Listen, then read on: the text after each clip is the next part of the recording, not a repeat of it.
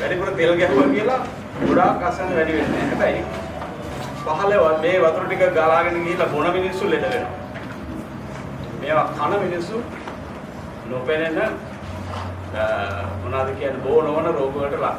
සමහරවිට අපේම අපේ පවුල් වල අයත් ලක් වෙනවා. ඒක නිසා අනවශ්‍ය ප්‍රමාණයට කෘමිනාශක පොහොර යෙදුවට වැඩක්ම නැහැ.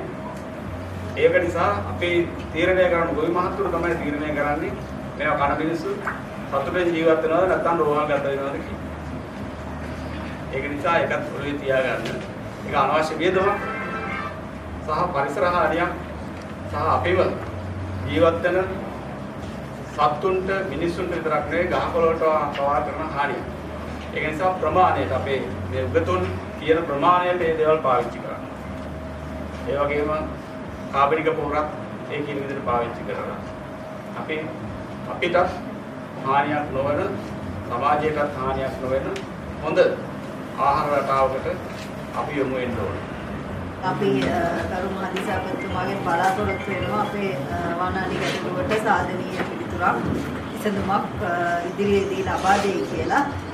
ඒ වගේම අපි සාකච්ඡාවේදී අපි රක්ෂණ වන්දි සඳහා සාකච්ඡා කළා. දැන් අපි උපදෙස් ලබා දීලා තියෙනවා මුලින්ම මේ වගා කරනකොට ලියාපදිංචි වෙන්න කියලා ඉල්ලුම් පත්‍රයක් මේ වෙනකොට ලැබිලා ඇති කියලා මම විශ්වාස කරනවා.